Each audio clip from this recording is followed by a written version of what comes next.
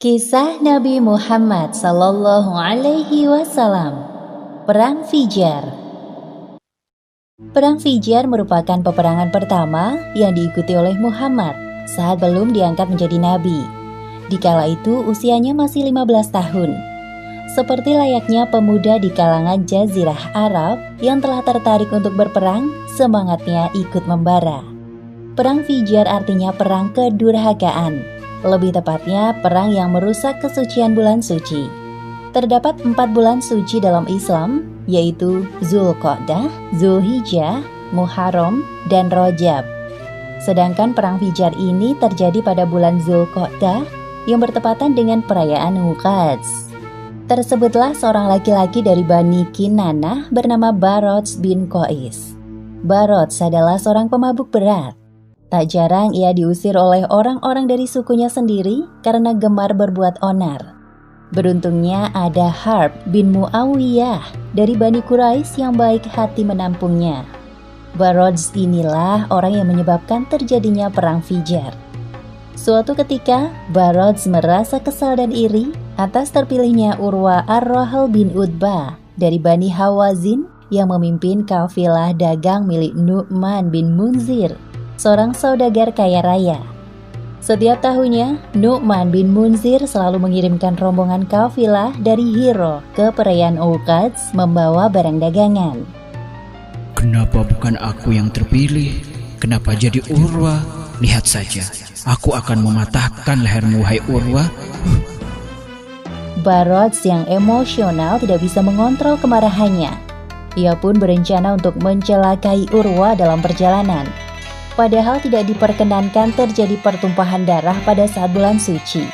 Namun Barods telah melupakan larangan itu dan melancarkan aksinya.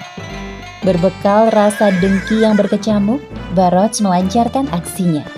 Diam-diam Barods mengikuti kafilah dagang Urwa dan membunuhnya sampai meninggal dunia.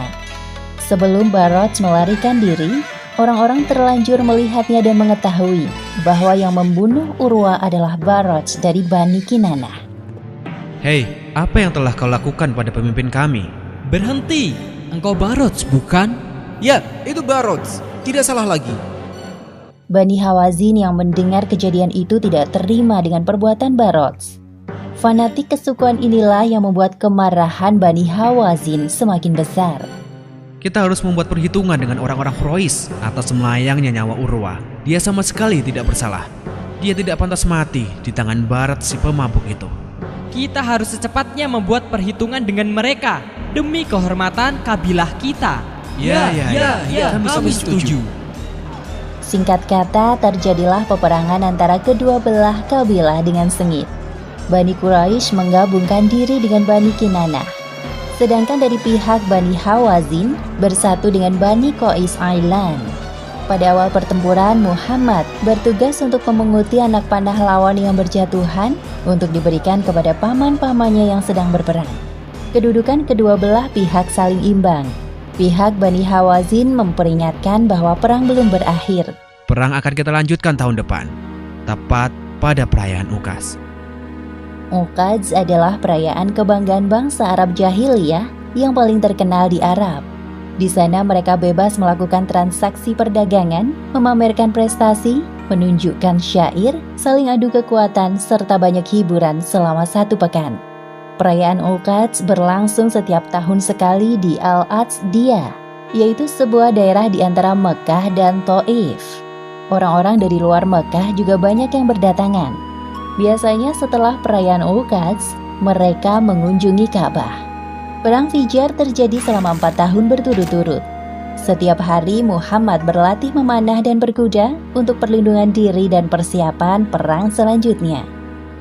Wahai Muhammad, setelah melihat kemampuan memanahmu sekarang ini, engkau boleh ikut bertempur bersama kami. Tapi ingat pesanku, jaga dirimu baik-baik, fokus pada lawan kita dan jangan lupa berdoa. Terima kasih Paman, aku akan berhati-hati dan terus berdoa kepada Allah Subhanahu wa Ta'ala. Muhammad remaja merasa tertantang ketika menembakkan anak panah dengan kedua tangannya ke badan lawan. Tidak sedikit korban berjatuhan dari masing-masing kabilah karena peperangan ini. Akhirnya waktu yang dinantikan tiba. Perang berakhir dengan perjanjian perdamaian. Isinya yakni pihak yang paling sedikit korbannya harus membayar ganti rugi kepada pihak lawan sejumlah selisih kelebihan korban. Dalam hal ini Bani Quraisy lah yang harus membayar kompensasi sebanyak 20 orang Hawazin karena lebih sedikit korbannya. Demikianlah akhir kisah Muhammad dalam Perang Fijar.